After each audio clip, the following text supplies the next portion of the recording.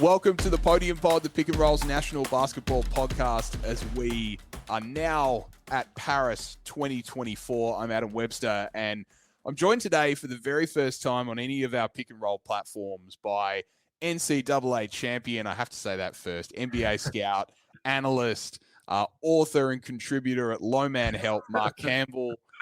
Marc, it's been a really exciting few weeks. We've been talking about doing this podcast for, I guess, the last sort of 2 or 3 weeks. We've been running through tape and we've been running through plays and we've been looking at the makeup of this roster. There's so much excitement around this Boomers campaign, and it's augmented by the fact that we've been talking about doing this for quite some time. So we get to delve into the minutiae of what this Boomers team is and why they're important. Yeah, we're in the weeds. We're excited. Well, welcome to the show. For people who don't know your background, your career, for Australian basketball fans that are maybe seeing your face for the first time, give us a little bit of an elevator pitch on the Marc Campbell story, where you've come from, where you are now, why you fell in love with the game. That's a question that I always like to ask, and why we're talking right now. Yeah. Okay, quick elevator, Marc Campbell. I am from North Carolina, signed a scholarship in UNC Greensboro, transferred, walked on at Carolina for a little bit, scholarship at Carolina for a little bit, 2009 NCAA champion, played overseas, Italy, Germany, Estonia, left basketball, got back into coaching as a shooting coach for NBA players. And last year just started writing a Substack. I wanted it to be basically my passion project about all the nerdy things that I would send clients or be digging into or talk to friends in the NBA about. And I just decided, like, okay, I'm going to put it public. And people enjoyed it a little bit. And Ken from the Pick and Roll enjoyed it enough that he reached out and he said, if you ever wanted to be a part of anything in Australian basketball or write a piece or anything, let me know. And the Boomers have been a team that I've always loved watching in international play, and a lot of their guys play over here in the States.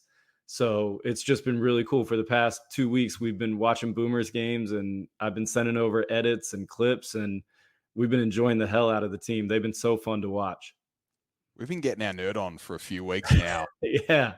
We first connected just after the squad was announced, which was a really controversial time in Australian basketball because there are a few decisions made, and we'll get into all of this across this episode. This is a long one, guys. Strap yourselves in. We cover a lot of ground here. We've got a lot of topics to go through, but it's going to be a lot of fun. But we talked about the roster makeup. We talked about why the decisions were made, why Brian Goorjian and the coaching staff made the call to leave Matisse Thybulle out of this team. 2021 bronze medalist, of course, all defensive player in the NBA. He's a guy that you would consider from the outside looking in, and certainly from casual Australian basketball fans, as a guy that should be selected in this squad. But he wasn't. We talked a lot about that offline over the last few weeks, and what we've seen from the Boomers across warm-up games, the way that they've chosen to play, it's all kind of coming into focus as to why personnel decisions were made.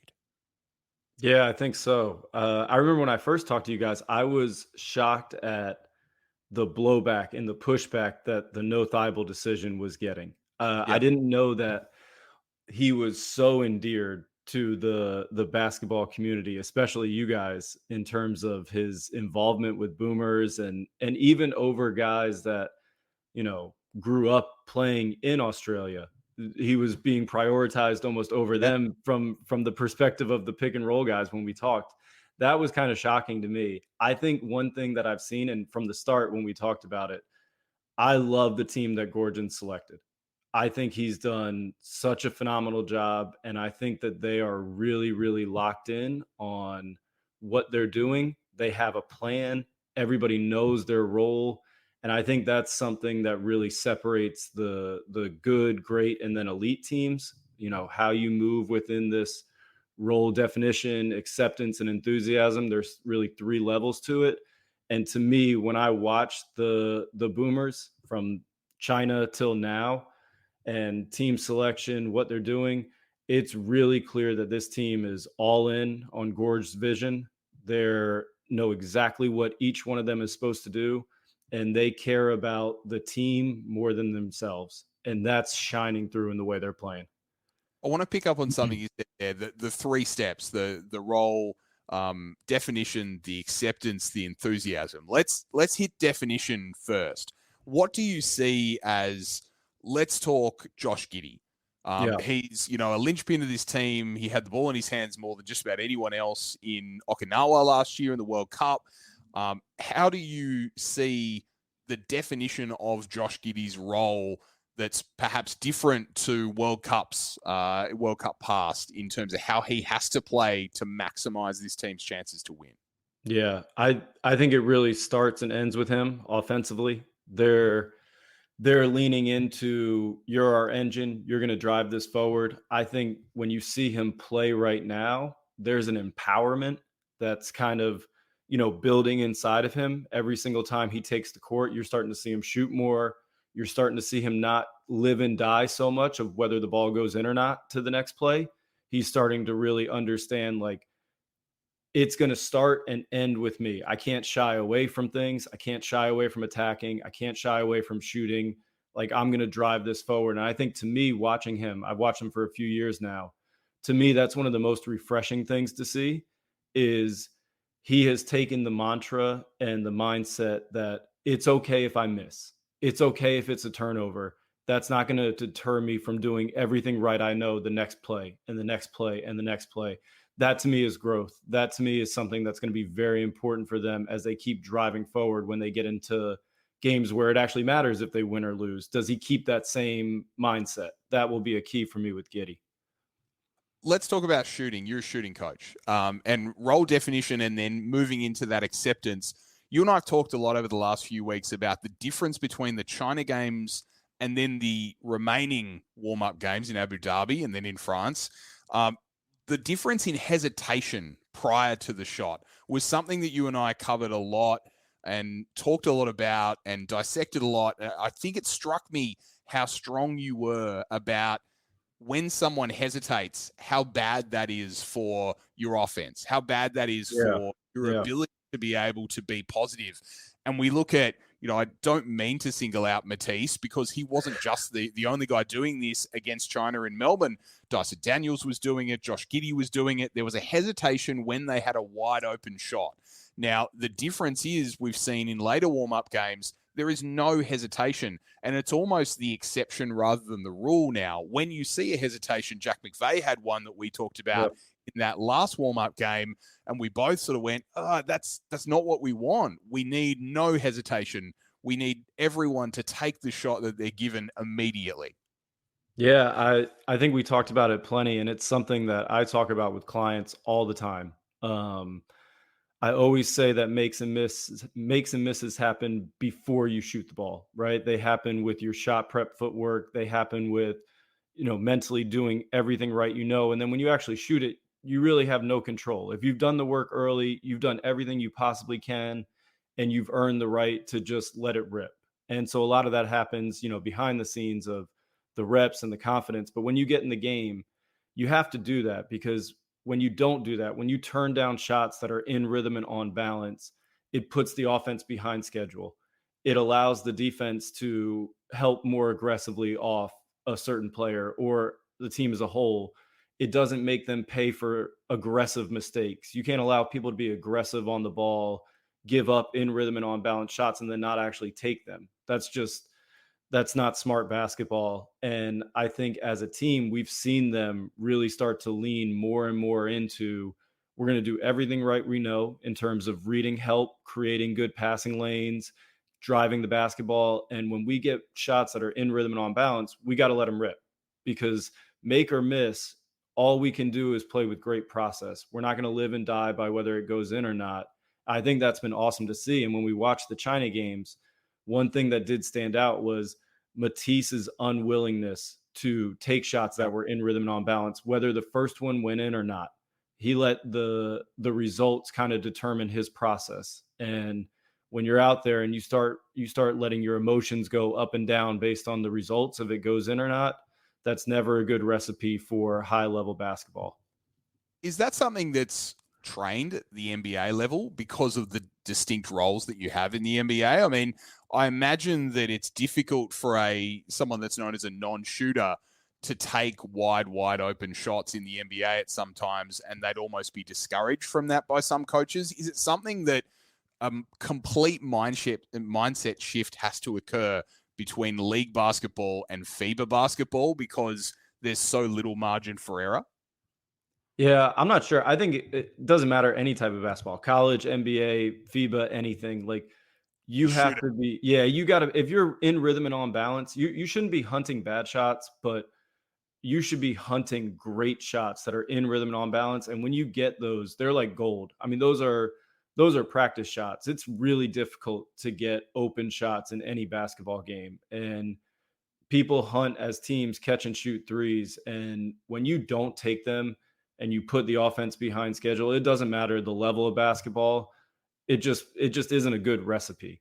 It's not something you want to really like get a steady diet of. And this team does such a great job of creating those shots. They have playmaking all over the court. They have shooting at the big guy level. They have playmaking at the big guy level. They do a wonderful job of playing together. They do a wonderful job of attacking open space, whether it's by the dribble or by the pass. And so they're generating really good shots consistently. You can't not take them though. You can make or miss. It's Yeah. hard to get them. You got to take them, and they do a great job of now like creating them and taking them. Now, you're going to join us after every one of the group games at the very least throughout this tournament. And something we're going to be talking about all tournament long is, did we have any hesitation from any of the guys out there? Did anyone get a little bit tight, get a little bit worried, get a little bit stressed, and not have the instinct of throw it up? Because I think it's going to be an ongoing conversation between us all tournament long of, we had a couple that game. Yeah. There are a couple of instances of that. We're going to have to call that out because it's something that we're going to be really aware of. Yeah, it will matter. It will matter. I've seen lately Josh Green has started to throttle back a little bit. He's been starting Yep. to drive some that he should shoot in rhythm and on balance. And I think you're going to see it in pick and roll coverages. Giddy, versus the United States turned down a few when guys went under. And versus Serbia, even though he's not shooting threes versus unders on the pick and roll, he still shot a few. He walked Jokic down once or twice. He walked a few guys down and shot them. And I think as the shell compresses and as people go under, it's going to be important to shoot those. And then even more important, how the team makeup is, they've kind of planned ahead for these type of situations by putting in guys like Nick Kay and Reith that can and Jack some that can pick and pop, that can shoot the ball, that can have a counter when teams try to compress their shell and prevent the guards from getting in the paint, where they can kind of invert the offense and have big shooting the ball. And against France, we saw that. I mean, the second half, Reith was massive, and his pop action, his shooting the ball versus drop coverages versus Rudy playing deep in the lane versus them trying to clog the paint, compress the shell, that cracked things open. And I think they have a nice makeup of the roster where they can invert that offense, but it will be important that the guards keep shooting those. I want to pick up on that just as a sidebar because it's something that we've talked about more recently around the Duop Reith piece, because Jock Landale didn't play barely at all or at all in that second half of that last game against France. And we saw why. And it was Brian Goorjian making an active decision to try a different look. And it's not that will necessarily be the case in all of these group games, but you may see it down the stretch in tournament play in those knockout games if the Boomers come up against a team with a really big front court like France, right? It's an option. It's an ability for Brian Goorjian to be able to pivot and say, this isn't working, so I know this might. Yeah. Yeah. No, and I just think it speaks so much to this team.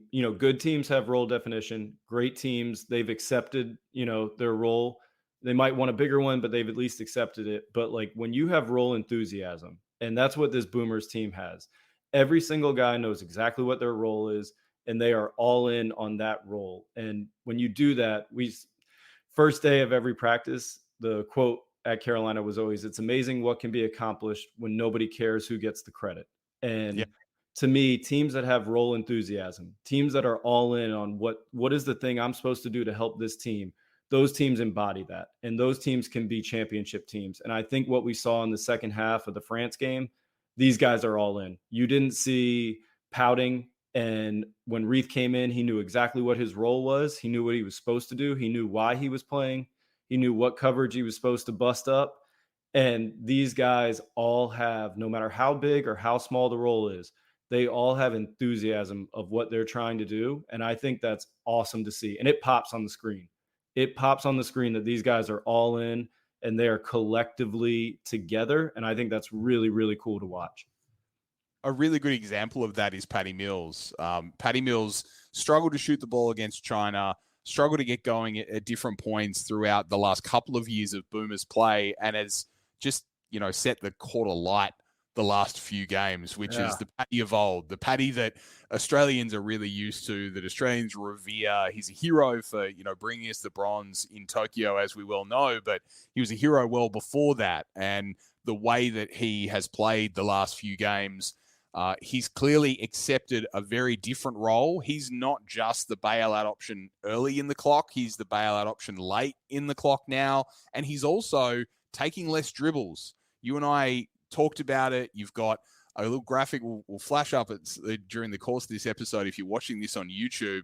And Paddy is taking less dribbles and being more effective as a catch and shoot guy, as a catch and shoot and one dribble, two dribble guy. We haven't seen that. Paddy's been sort of handling the ball a lot and probing a lot and trying to find a way through as the only offensive player on the court. Sometimes it feels like as a Boomers fan. Mm-hmm. Yeah. And now he's got that enthusiasm of like, these other guys have got this. I can shoot. I can get open. I can score. Yeah, it's been awesome to see his evolution from China game 1 to France. And these games are meant for you to ramp up and to warm up and establish how we're going to play. And I think Patty's arc throughout this kind of warm up period has been one of those where you're like, all right, this dude is now locked in. And some of it was he was shaking off rust. He didn't play a lot of basketball in the NBA season. And that matters. Like some of the stuff we were seeing, he's in the same actions, but he's just handling them much quicker. He's processing better. But to me, the coolest thing is that I use this phrase or this acronym all the time with my clients, WIMS, WIMS, where is my space? And it's meant to, understand the defense is going to always give you something. And you need to take what they give you, whether it's a cut that is going to pull defenders with you and open up space for somebody else, or space where you can go into to get a shot, whether it's a shot or a cut. And to me, the difference between China game 1 and France is Patty's hitting the whims reads. If he sees top lock coverage, he's going backdoor. He's no longer fighting it. He's pulling defense with him. If he's going down the court, he's not just running to get the ball. He's setting up an action first, going off a screen, and then getting a DHO. There's a lot more. You guys don't have American football there, but we call it pre-snap action. Before the ball is snapped, there's movement, there's running around. And one thing that's really been cool to see is Patty is no longer just hunting the ball, holding it, and then attacking. He's getting a lot more pre-snap action where he's moving before he gets it. He's getting it while he's in an advantage spot, and then he's attacking from there, whether it's shot or one or two dribbles. And so his evolution of finding the rhythm, finding his own rhythm of getting up to speed, but then really finding the rhythm of hitting yes or no process reads of where his space is and when he's attacking has been so fun to watch in terms of the arc from China 1 to France now. That comes with trust, right? Because ultimately, Paddy's the guy. He's the alpha on this team. He's the guy that, scored 40 points in a bronze medal game and put the Superman cape on. And now he has been able to grow trust in his playmakers, trust in those guys out on the floor that are making the right play to say, this is the best way to help us win. And that's a credit to Brian Goorjian, because we've seen Paddy handle the ball so much and be the only offense on the floor. As I said, it's incredible to be able to see that Brian Goorjian has got Paddy to buy in and get to a point where he has not only enthusiasm for his role, but enthusiasm for everyone else's role as well. Yeah. He's in. not to say that he wouldn't be in. He's great, of course. He's been, a great Boomers player for quite some time. But it can be really difficult for particularly players on the downturn of their career to accept the fact that someone else is going to have the ball in their hands. I'm going to have to do something completely different to what I'm used to, particularly as part of this team. I'm used to having the ball in my hands all the time. Now I'm only going to get it when I really, really can get it and when I can do something really good with it. Yeah. And he's also, you can see him thinking through and evolving in the 4 warm-up games after they left Australia. He's, you said he's on the downturn. I think that he's definitely still got pop. Like he's awesome. Age, Yeah. Profile perspective, the skills are still there. I mean, he's incredible. You have to take your hat off to the man. Whenever that green and gold goes on his chest, he is a different guy. He is 10 foot tall. I mean, he's so confident out there, and he's oozing that confidence. The challenge, I think, has been to transfer that confidence on to his teammates, a new set of teammates where he adopts a different role, they adopt new roles, and potentially he gets the ball out of his hands. And that's a credit to him. It's a credit to the coaching staff, the whole Boomers team for buying in. 100%. I think one thing I've noticed is that I started charting in the 4 games overseas, and he's a little bit older. And as you get older, you become way more effective, A, from the advantage, but B, when you can take less dribbles into the shot, when you can transfer power into your action. And one thing that's kind of left him a little bit is finishing at the rim. And he's been 0 for 3 on any finishes at the rim that are non-transition with 2 turnovers. Going downhill and getting into the rim has been something that you've seen the age catch up a little bit. And he's counteracted that by not forcing actions all the way to the rim, but maybe veering off and shooting a 12-foot pull-up or a 15-foot pull-up. And he's done a phenomenal job of understanding where he's at in his basketball mortality, what is still functioning. Because a lot of times when you get to that place, your mind is going, 2 steps ahead, but your body doesn't catch up. And he's found the calibration from China till now. He's found the calibration of where his body is actually at, what it can and can't do, and where he's most effective. And yes, credit to Gorge, credit to the teammates, and credit to Patty. They all have kind of dialed it in and really calibrated what works best for us and what's our best chance to podium. Sidebar from that, you and I have spoken about multiple actions for older players. I want to dig into that a little bit and understand what that really means. What's the difference between a 25-year-old guy doing multiple things before they have to score and a 35-year-old guy doing multiple things before they have to score? How does that manifest itself? Obviously, we can leave LeBron James out of this conversation. But, for other players, for the vast majority of the basketball community, professional basketball community, how does that age catch up with them? How does that basketball mortality catch up with them? And how do they then evolve out of that? And how's Patty a really good example? Yeah, I think it kind of exists for everybody because it's energy. It's really like it's shooting the basketball or passing it or finishing. It's all about transferring energy. And the more dribbles that you take, the more energy it depletes from you. And it's hard. Like I think one thing that always gets lost, it's really hard to handle the ball. And it's hard because you're absorbing pressure not only from whoever's guarding you, but you're also trying to read what's going on. You have some form of like a conceptual offense that you're trying to get into.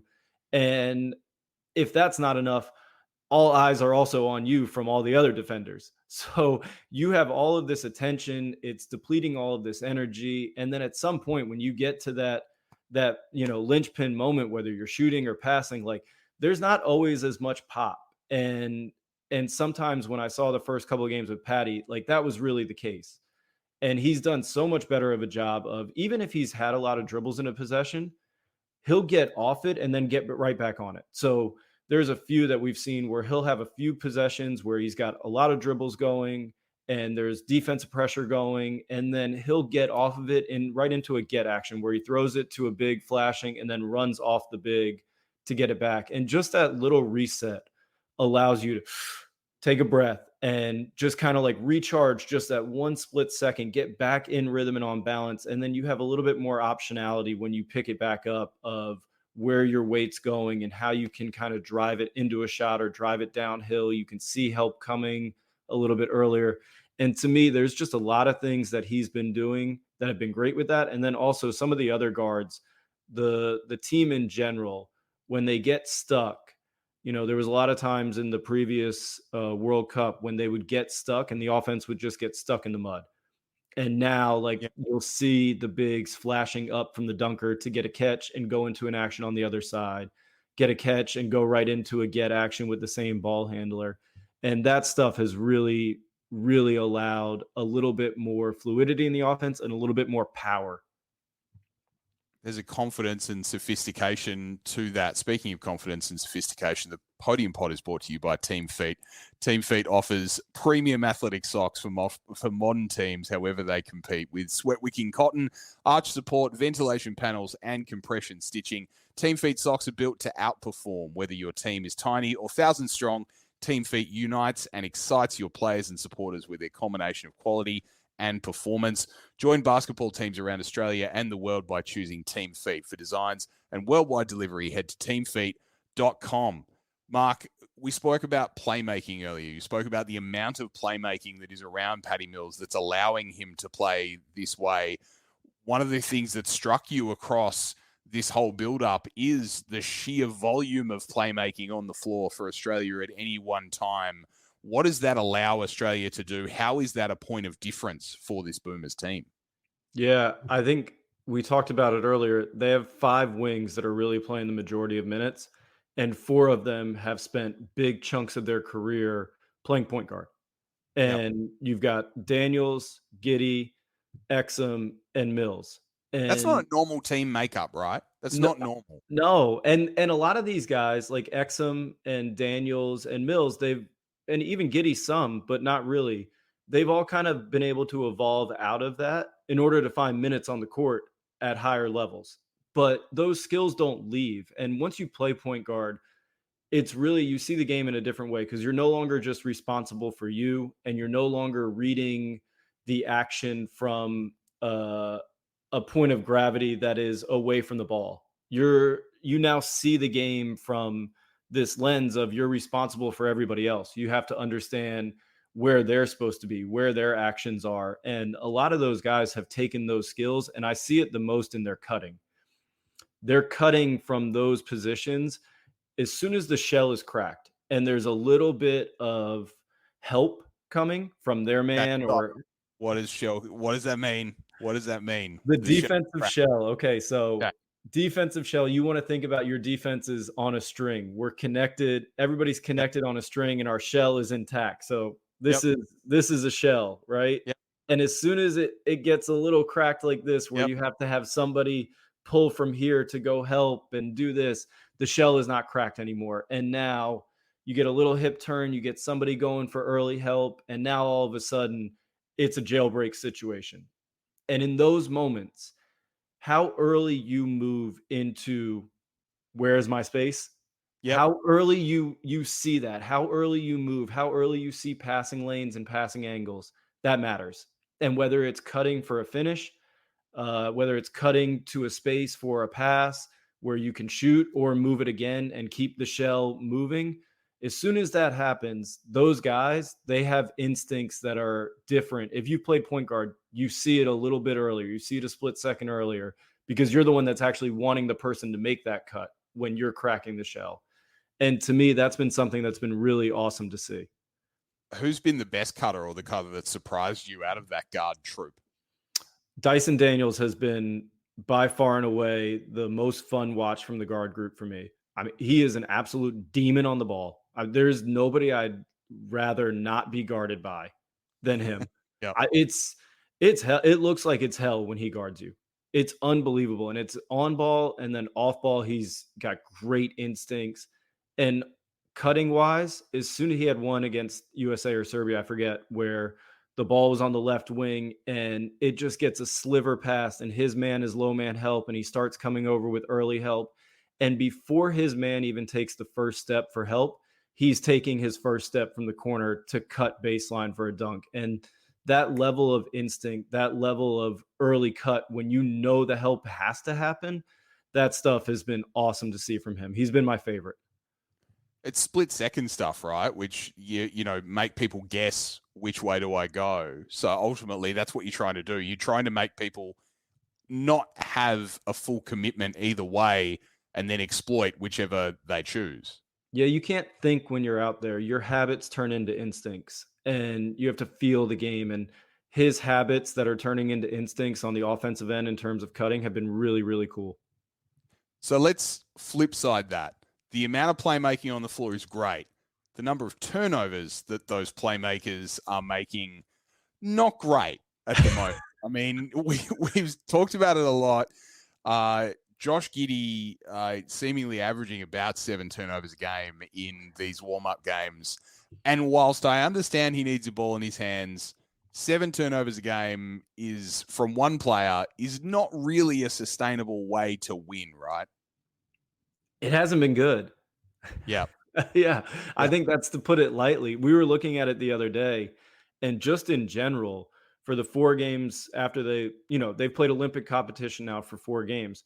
They have a negative assist to turnover ratio. And if you take out Puerto Rico, who most likely doesn't have a chance to medal, like no disrespect to Puerto Rico, they've played 3 teams that have had a chance to medal, and they're 21 assists to 48 turnovers. That's god awful. I mean, that's rancid.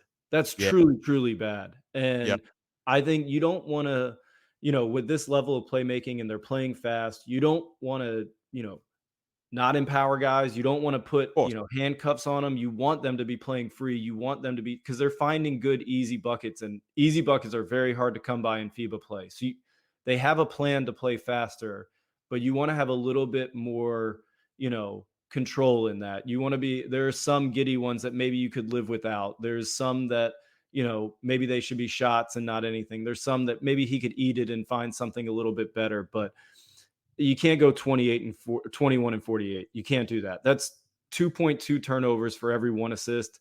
That will catch up with you eventually. So that's something else that we're going to look at over the group games. What is that assist to turnover ratio? Are they taking care of the ball? Are they able to rein that in? And that has to be a focus for Brian Goorjian through these, initial practices prior to this group stage, right? He's been a coach for decades. He has to look at those turnover numbers and say, we are creating simply too many opportunities for our opponents to outscore us. Yeah, and they're not all created equally. I think there will be some that he's fine with, like the out of bounds ones. And then there will be some where there was the one Giddey hit ahead to Josh Green where he threw it to Patty, and then Patty throws it away, and it's a live ball 3-on-1 coming the other way. Those are the ones that kill you.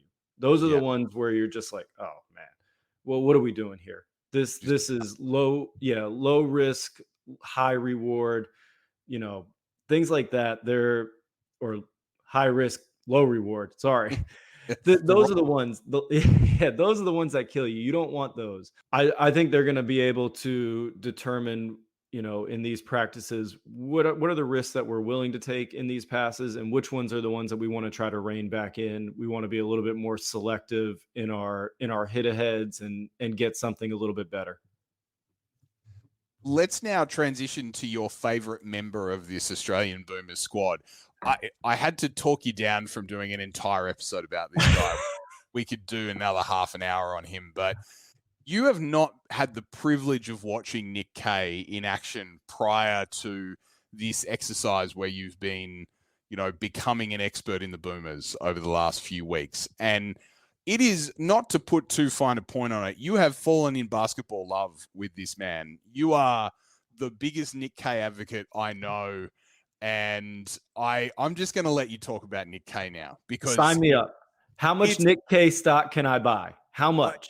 Look, I want it all. All of it. All of it. I want it all. Absolutely all of it. Give it all to me. I want all the Nick Kay stock. Bring it this way. Yeah, absolutely. So why have you fallen in basketball love with this man? Because he has been a mainstay, a fixture, a bronze medalist. He's one of the first players picked for, every single Boomers team. And I think, a lot of casual basketball fans probably look at the box score and go, why does that guy keep getting picked? Why does he keep getting on this team? But when you watch these games outside of Okinawa, where I don't think he had the best tournament of his career, but outside of that, he just impacts winning. And I think Oh, that's he's the awesome. overwhelming thing you and I have spoken about over the last few weeks. I For me, he's the first name on the team sheet. And when I watch him on film, he pops as this. He's the guy that everybody on that team wants to play with and the guy that everybody they're playing against hates to play against. Yep. It's unbelievable the things he does that keeps them on schedule as an offense, on schedule as a defense. He plugs every single hole. His communication is outer worldly. He's talking everybody through where they need to be, quarterbacking the defense from the back. He does a phenomenal job of making sure that he's reading the play 2, 3 steps ahead. There's a there's a line about Jokic that Peja Stojakovic used in a piece this year, and it's "You're only as fast as you can anticipate." And so it doesn't matter that he's not the most athletic person on the floor. He's reading the play 2, 3 steps ahead. He understands where the danger is. He understands what he's supposed to meet that danger with. Is he supposed to meet it with aggression, or is he supposed to play a cat and mouse game of stunting and guarding too? And I tell you what, he never makes a mistake. For me, he is one of the best team defenders and individual defenders that I've seen on tape this whole year. NBA, overseas, FIBA, it doesn't matter. Give me all the Nick K stock. I'm buying.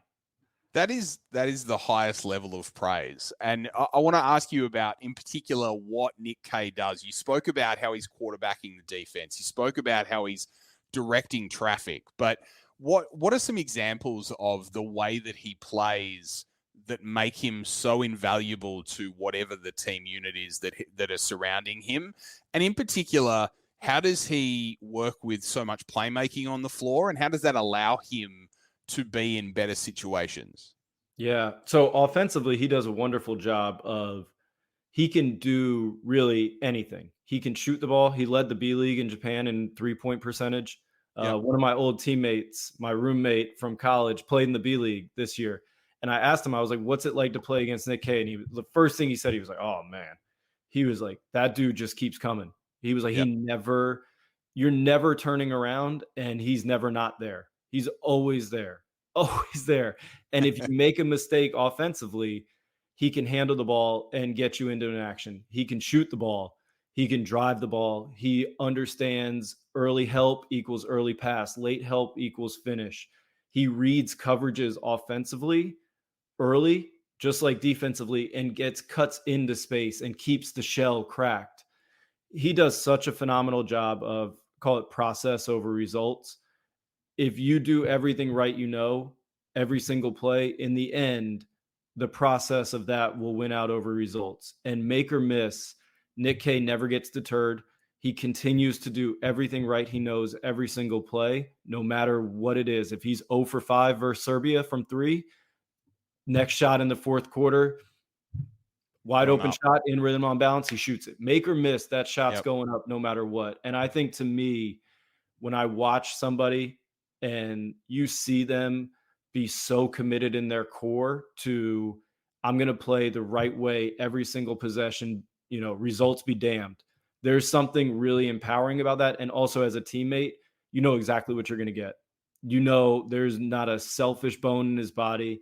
And you know that this guy, no matter if it's the biggest thing or the smallest thing, he's going to be there and he's going to give everything he's got. And there's a certain level of trust that comes with that you can't shake. Is the more you do it, the more you do it.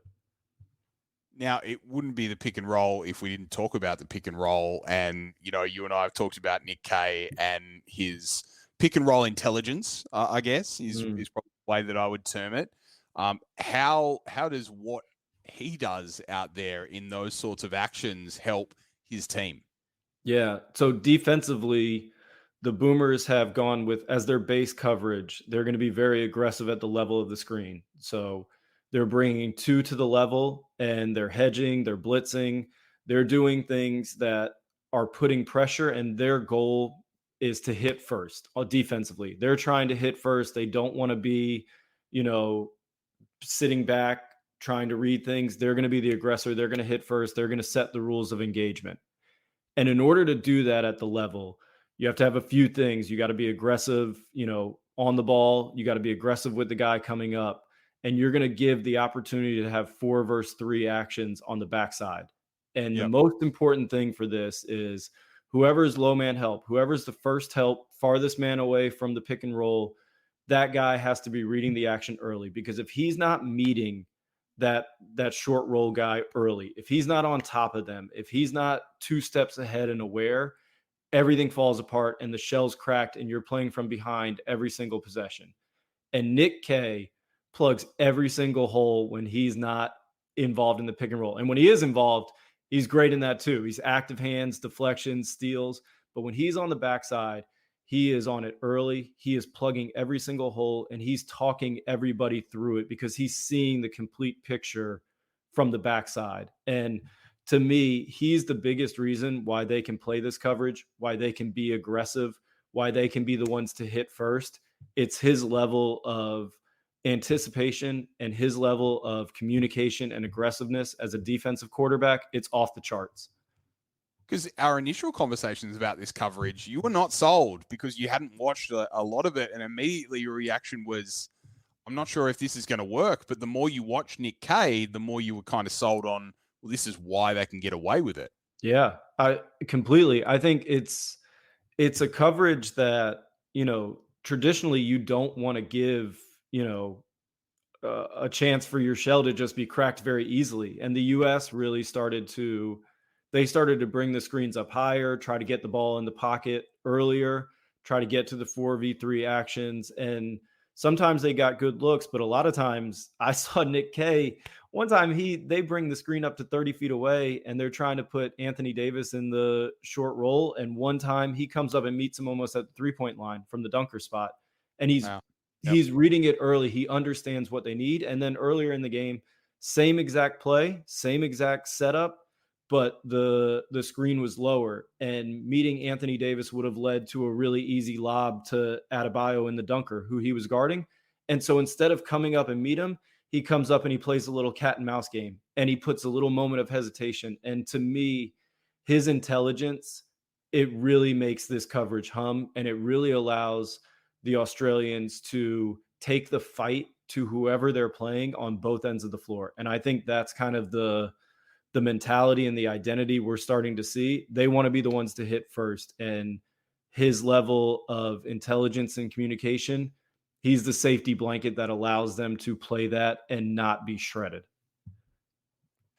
I want to end with this because we've covered a lot of ground on this episode, and we've covered a lot of ground over the last few weeks in talking about this basically at every waking moment that I'm not at work. I'm talking to Marc about basketball. What is the recipe for beating this Boomers team? How do you defeat this team? We've covered a lot of stuff around its turnovers. You're losing the assist to turnover battle if you're the Boomers. We've covered a lot of the fact of if people start to doubt the fact that they can shoot the ball as soon as they have a wide open look. And we've covered the role enthusiasm stuff. Is it as simple as me saying that everything we've talked about here today, if any of that falls over, then the house of cards is in danger of falling over? Yeah, I think you're right. I think you're absolutely right. I don't think it's that, you have to do X, Y, and Z to beat this team. I think they've really established that we're going to be the ones that determine whether we win or not. And we're okay with that. We're not going to sit back. We're not going to be like, oh man, I hope they don't make shots. We're going to be the ones that determine what shots are going to be there. We're going to be the ones that decide, we're not going to let you just pick us apart. We're going to hit. And I think if we see this team lose, it will be any of these factors that we've seen them grow in. When the lights come on and the pressure hits, do they regress and do they start to worry more about the results than the process? Because right now, this team, they don't care about the stats. They know exactly what their roles are. They know how they're trying to win each game. They're not going the same way as they're zagging. They're doing their thing. They're committed to their habits. So if we see them keep leaning into their process, make or miss, doesn't matter on offense or defense, we're going to do everything right. We know we're going to play our way. We're going to play Boomers basketball right now. Then we see them succeed or we see them fail, but they're going to do it their way. I think if we see them let off that gas and start worrying about, oh, I've missed a few, and somebody goes under on a giddy screen. He's like, you know what? I'm not going to shoot it. I'm just going to hold it and back it out. Yep. Or we see them not aggressive at the level of the ball and be like, man, I hope that person's behind me. Or we see them not being early with help on the pick and roll stuff. Like we see them not playing boomers ball. That's dangerous. That's trouble. We see them lean into what they're about. Like it's exciting times. Very, and you will be with us across the group stage and hopefully for a lot longer than that. Marc Campbell, thank you very much for joining me today on the Podium Pod. It's been a pleasure. Yeah, thanks for having me. This was a blast.